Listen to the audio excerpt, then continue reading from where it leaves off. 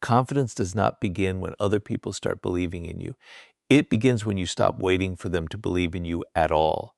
That is the first shift you need to make if you want to become genuinely confident, because as long as your sense of worth depends on outside approval, your confidence will always have a weakness. Someone praises you and you feel powerful. Someone criticizes you and suddenly you question yourself. Someone accepts you and you feel valuable.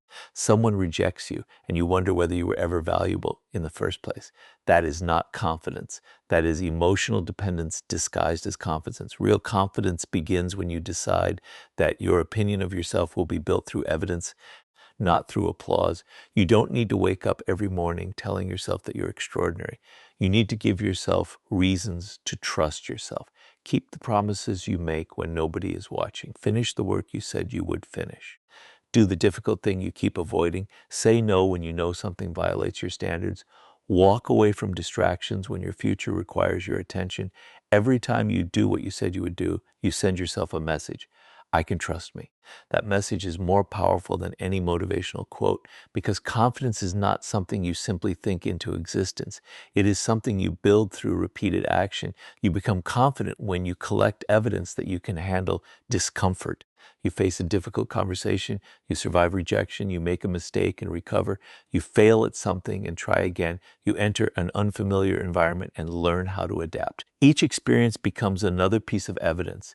Eventually, your mind stops asking, what if I can't handle this? It begins saying, I've handled difficult things before. That is a completely different psychological position. And notice what happens when you stop asking for permission. You stop waiting for someone to tell you that your goal is realistic. You stop waiting for friends to understand your ambition. You stop waiting for strangers to approve your appearance. You stop waiting for everyone to agree with your decisions before you take action. You listen to advice, but you don't surrender your judgment. You respect other people's opinions, but you don't hand them the steering wheel. That doesn't mean becoming arrogant. It means becoming responsible for your own life. There will always be people who doubt you. Some will doubt you because they genuinely see a weakness you haven't noticed. Listen to those people. Others will doubt you because your growth makes them uncomfortable. Learn to recognize the difference. Not every criticism deserves obedience, and not every compliment deserves belief. Your job is to evaluate both. This is where dangerous confidence begins. Not confidence that becomes reckless, but confidence that becomes difficult to manipulate. You can hear someone say, you can't do this, without immediately accepting their prediction as your reality. You can hear, you're not good enough, without turning those words into an identity. You can hear, nobody will support you, and still continue building. You don't need to argue with them. You don't need to prove them wrong immediately. You simply keep moving. Let your future results answer questions that your present words cannot. This is why you should become comfortable working in silence. Not everything needs to be announced. Not every goal needs an audience. Not every improvement needs recognition. Sometimes the most powerful period of your life is the period when nobody notices what you're becoming. You are building discipline. You are learning. You are becoming healthier. You are developing skills. You're becoming emotionally stronger. And while other people are forming opinions about the old version of you, you're quietly becoming someone they haven't met yet. That is confidence. You don't need to force people to see your potential. You need to develop it. You don't need permission to respect yourself. You need to start acting like your future matters. And once you stop waiting for permission to believe in yourself, you become ready for the next transformation. Becoming comfortable when other people misunderstand, reject, or judge you. There is a moment when confidence becomes real, when you realize you can survive being misunderstood. Because as long as you need everyone to understand you, approve of you, and agree with your choices, you are still allowing other people to influence your identity. And that is a dangerous place to live. You can spend years carefully managing how people see you. You explain your intentions, you defend your decisions, you worry about what friends think, what strangers think, what coworkers think, what someone you care about thinks. You change small pieces of yourself just to avoid judgment. But eventually you have to ask yourself a difficult question. Are you building your life, or are you performing a version of yourself that other people will approve of? Real confidence begins when you stop confusing acceptance with worth. Some people will misunderstand you. Let them. Some people will criticize you. Listen if there is something useful, but don't automatically surrender to their judgment. Some people will reject you. Accept it. Some people will decide they don't like you without ever taking the time to know you. Let them. You cannot build a powerful identity while constantly trying to control everyone's perception of you. The moment you understand this, rejection starts losing its power. Rejection hurts. Of course it does. Confidence doesn't mean becoming so emotionally numb that nothing affects you. It means learning that pain does not have to become a verdict. Someone rejecting you doesn't automatically mean you're inadequate. Someone losing interest doesn't mean you're unworthy. Someone choosing another path doesn't mean your path has become meaningless. Sometimes rejection simply means two people, two goals, or two directions were not aligned. That's all. But insecure thinking turns a single event into an identity. I was rejected becomes I'm not good enough. I was criticized becomes I'm a failure. They don't respect me becomes I have no value. This is where you must interrupt the pattern.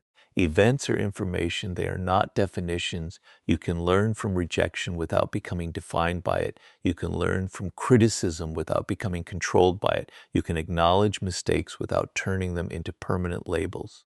That is emotional independence. And emotional independence makes confidence dangerous in the best sense of the word, difficult to manipulate. Think about how easily someone can control a person who fears judgment. They can threaten rejection. They can withdraw attention. They can create guilt. They can criticize. They can say, people will think you're selfish. And suddenly the person changes their behavior. But when you become comfortable with being misunderstood, those tactics lose much of their power.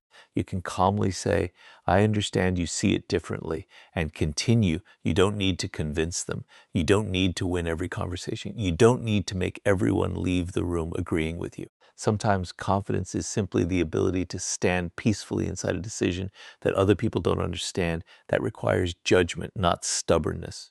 There is a difference between refusing criticism because your ego is fragile and refusing criticisms because you've carefully considered it and decided your position still stands. A confident person can say, you're right. That doesn't make them weaker. It makes them secure enough to correct themselves. The goal isn't to become someone who never changes. The goal is to become someone who changes because they choose to, not because they are pressured into it. This is why solitude becomes so important. When you're comfortable being alone, you become less desperate for acceptance. You can spend time thinking, you can evaluate your decisions, you can discover what you actually want without an audience influencing every choice. Solitude teaches you something powerful. Your life still has meaning when nobody is watching. You don't need applause to continue. You don't need constant messages to feel valuable. You don't need someone else's attention to confirm that you matter. You can walk alone and still know where you're going. And once you develop that independence, something changes in your relationships. You stop chasing people who don't choose you.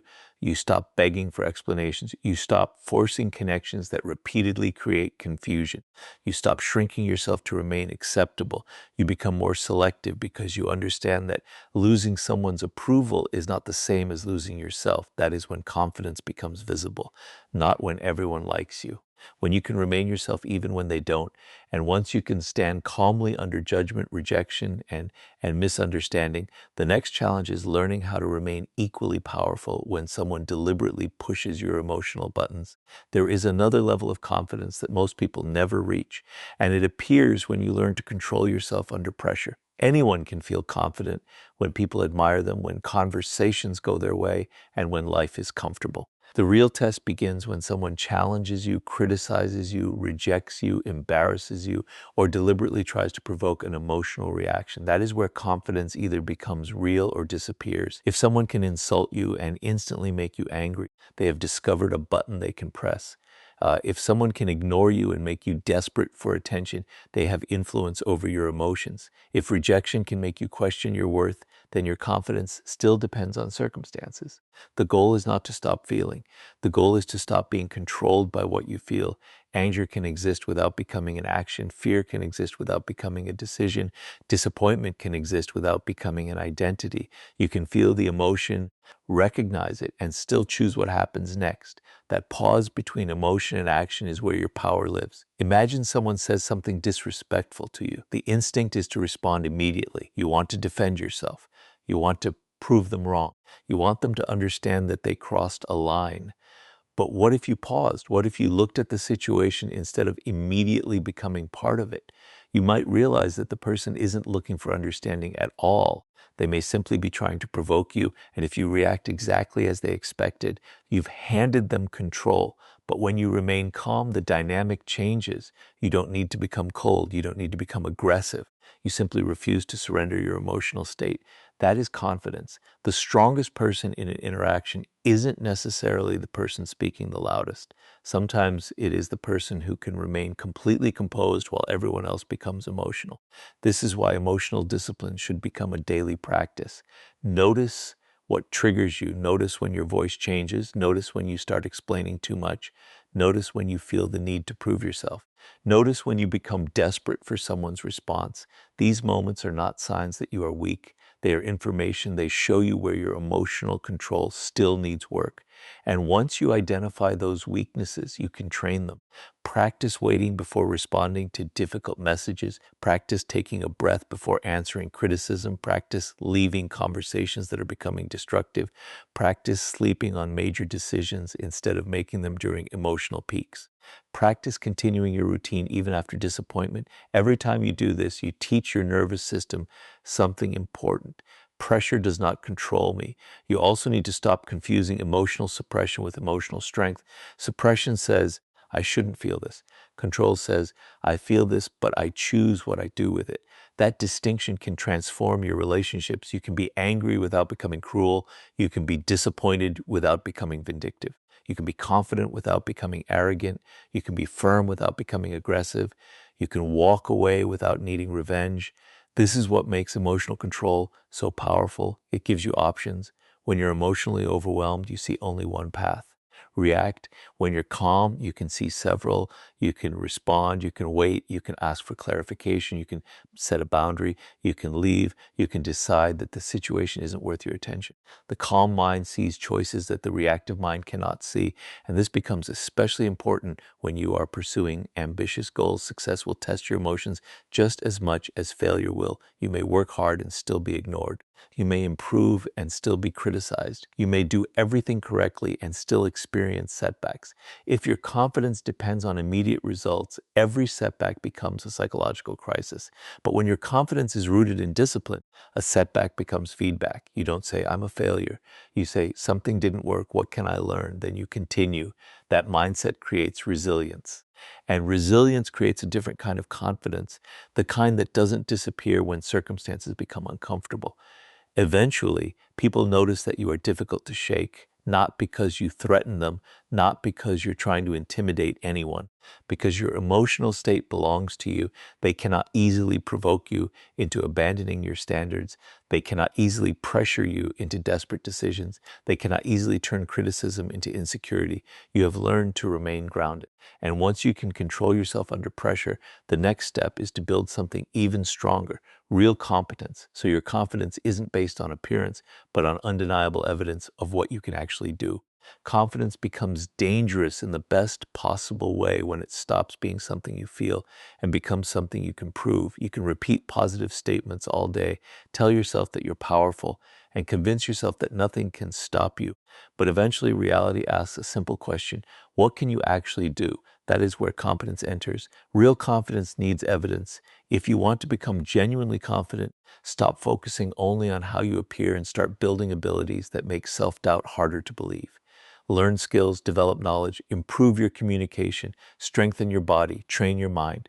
Become better at solving problems, become more reliable, become someone who can handle responsibility without immediately looking for someone else to rescue you.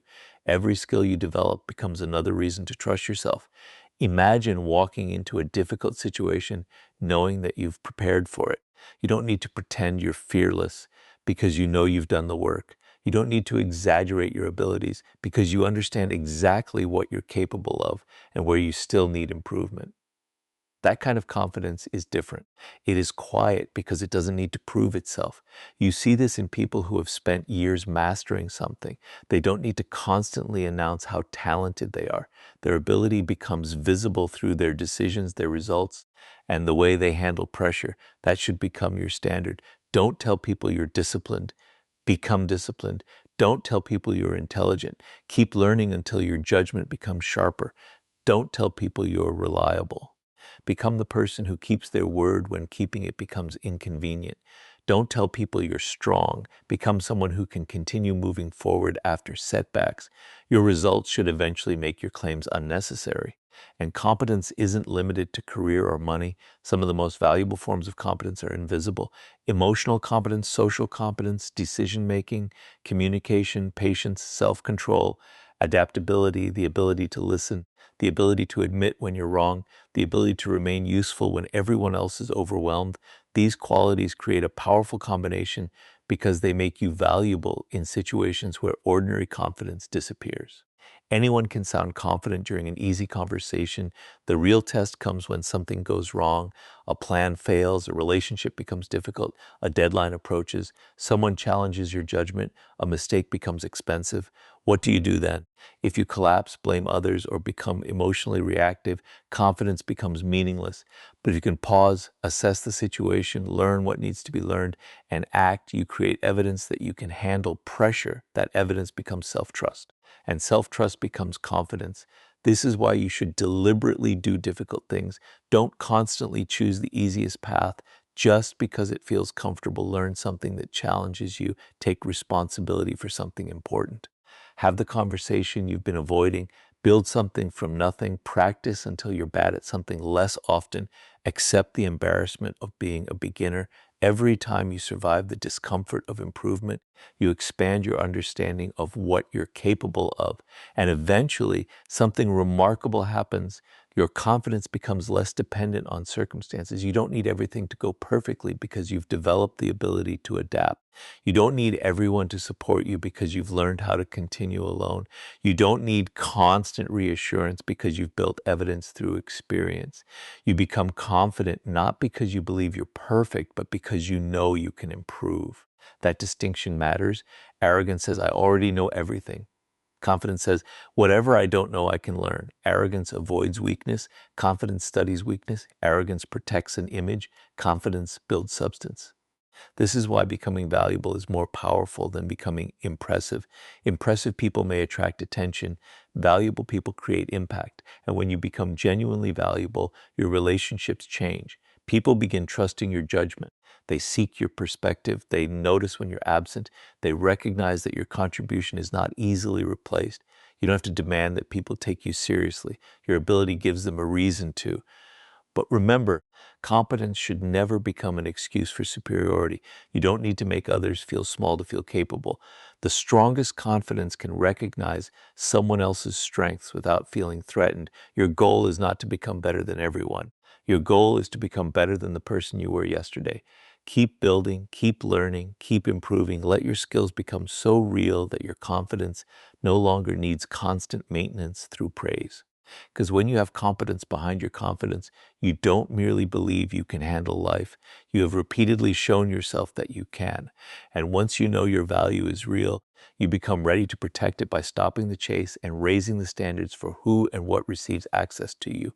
Once you have built confidence through self-belief, survived judgment and rejection, mastered your emotions, and developed real competence, you reach a point where you must protect everything you've built. This is where you stop chasing people and start protecting your standards, because nothing destroys confidence faster than desperation. You can be disciplined, capable, and mentally strong, but if you constantly chase people for attention, approval, affection, or respect, you communicate something very different, that their response determines your emotional state. And when someone else's attention becomes necessary for your confidence, you give them power over you. Think about how often people chase what is pulling away. Someone takes longer to respond, and they send another message. Someone becomes distant, and they immediately ask what happened. Someone stops showing appreciation, and they work harder to prove their value. Someone disrespects them, and instead of creating distance, they try even harder to earn acceptance. This behavior doesn't create confidence, it creates dependence. You need to understand something. Attention is valuable because it is limited. Your time is limited. Your energy is limited. Your emotional capacity is limited. Every hour you spend chasing someone is an hour you cannot spend building yourself. Every argument you continue unnecessarily consumes energy that could have been invested in your goals. Every attempt to convince someone of your worth takes attention away from the work that could actually increase your worth. This is why confident people become selective. They don't give everyone unlimited access to them. That doesn't mean becoming arrogant or pretending to be unavailable. It means understanding that access should have standards, trust should be earned, respect should be mutual, attention should have purpose, and your presence should not be treated as something automatic. If someone consistently respects you, communicate openly and invest in the relationship. If someone makes a mistake, allow room for accountability and growth. But if someone repeatedly disrespects you, manipulates you, or ignores your boundaries, you don't need to keep proving how patient you are. You can create distance calmly, without revenge, without dramatic announcements, without trying to make them jealous, without hoping they'll suddenly realize what they lost. You simply decide what belongs in your life and what doesn't. That decision is powerful because it comes from self-respect rather than anger. You also need to stop confusing boundaries with punishment. If someone crosses a boundary, your goal isn't to make them suffer. Your goal is to protect your peace. If a conversation becomes disrespectful, you can end it. If a relationship repeatedly drains you, you can step back. If an environment constantly undermines your values, you can leave. If someone doesn't value your contribution, you don't need to beg them to recognize it. You can take your energy somewhere it is respected. This is where being comfortable alone becomes one of your greatest strengths. When you are terrified of being alone, you tolerate almost anything to avoid loneliness. You accept poor treatment, you ignore red flags, you compromise your values. You chase people who have already shown you they don't want to stay. But when solitude no longer scares you, your standards rise. You can say, I'd rather be alone than lose myself trying to keep someone. That sentence represents a major psychological shift. You are no longer choosing relationships from fear. You are choosing them from strength. And this changes the way you carry yourself. You become less reactive. You become more patient. You stop rushing to respond. You stop explaining every decision. You stop trying to make everyone comfortable. You begin asking a different question. Does this person or situation deserve access to the person I'm becoming? That question protects your future because not everyone who wants access to you deserves it. Some people are attracted to your attention but not interested in your growth. Some people want your energy but don't respect your boundaries. Some people enjoy your availability but disappear when you need them. Confidence requires recognizing these patterns without becoming bitter. You don't need to hate people who aren't good for you. You simply need to stop giving them the same access. That is the difference between resentment and detachment. Resentment keeps you emotionally connected to what hurt you. Detachment releases you from it. And when you stop chasing, something remarkable happens. You have more time to build, more time to learn, more time to improve, more time to create, more time to become the person you keep imagining. Your attention returns to your own life. Your standards become clearer. Your relationships become more intentional. And your confidence becomes less dependent on who stays. You begin understanding that your value doesn't decrease because someone fails to recognize it. You don't have to force anyone to choose you. You simply become someone who chooses yourself. And when you can choose yourself without hatred, without arrogance, and without fear, you reach the final stage of confidence, becoming so self-mastered that your confidence no longer needs to be performed. It becomes part of who you are. Now you reach the final transformation, becoming so self-mastered that confidence is no longer something you have to perform. It becomes part of your identity. You don't have to convince yourself every morning that you're strong. You have built enough evidence through your actions that your mind already knows what you're capable of. This is where confidence becomes stable, because real confidence isn't the feeling you get when everything is going your way. It is the certainty that you can remain yourself when everything goes wrong. You can lose an opportunity and keep moving. You can experience rejection and keep your standards. You can fail publicly and still return to the work. You can be criticized and still evaluate yourself honestly. You can enter a room where nobody knows you and still carry yourself with certainty. That is self-mastery. And self-mastery begins with keeping your word to yourself. If you say you're going to wake up early, wake up. If you say you're going to train, train. If you say you're going to learn a skill, learn it. If you say you're going to stop wasting your time, stop. These may look like small decisions, but they create something enormous: trust between you and yourself. When you repeatedly break your own promises, your confidence quietly weakens. You may tell yourself that you're capable, but somewhere underneath the words, your mind remembers every time you quit, every time you delayed, every time you chose comfort over your goal, every time you allowed fear to make the decision. But the opposite is also true. Every promise you keep becomes a vote for the person you are becoming. One day, then another, one difficult choice, then another. Eventually, your identity changes. You stop thinking, I am trying to become disciplined. You start thinking, I am disciplined. You stop thinking, I hope I can handle pressure. You start thinking, I know how to handle pressure. You stop thinking, I need people to respect me. You start thinking, I respect myself enough to decide what I will tolerate. That is when confidence becomes identity. And when confidence becomes identity, you don't need to perform superiority. You don't need to dominate conversations. You don't need to make other people feel small. You don't need to walk around trying to prove that you're the strongest person in the room. In fact, the more secure you become, the less interested you are in proving yourself. You can recognize someone else's success without feeling threatened. You can compliment someone without feeling smaller. You can admit that you don't know something without feeling embarrassed. You can apologize when you're wrong without believing that an apology destroys your authority. That is real strength. Arrogance needs an audience, confidence doesn't. Arrogance needs comparison, confidence doesn't. Arrogance protects an image, confidence protects values. This is why the most confident person may sometimes look like the quietest person. They don't need to fill every silence. They don't need to answer every insult. They don't need to respond to every challenge. They know their energy has a purpose. And because they have mastered themselves, they can choose where that energy goes. This is also where you become comfortable with uncertainty. You won't always know what happens next. You won't always know whether a decision will work. You won't always know whether someone will stay. You won't always know whether your effort will produce the result you want. Confidence doesn't require certainty about the future. It requires trust in your ability to respond to the future. Whatever happens, you will learn. Whatever changes, you will adapt. Whatever you lose, you will rebuild. Whatever you don't understand today, you can learn tomorrow. That mindset removes a tremendous amount of fear. You stop needing life to guarantee success before you take action. You become willing to move without complete certainty, and this is where the title becomes meaningful. Dangerously confident should never mean reckless, cruel, or obsessed with controlling other people. It means dangerously independent from fear, dangerously independent from approval, dangerously disciplined, dangerously resilient, dangerously comfortable with being misunderstood, dangerously committed to becoming better.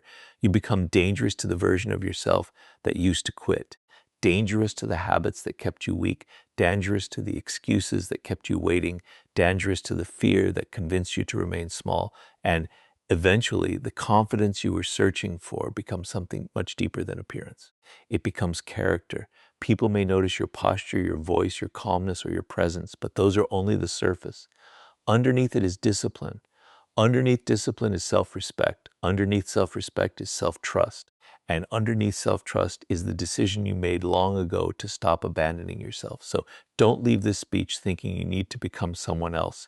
Become more fully yourself. Keep your promises, control your reactions, build your skills, protect your standards, accept rejection, stop chasing approval, choose yourself without becoming selfish, and continue moving forward even when nobody is watching. Because the ultimate confidence is not believing that you can control everyone around you.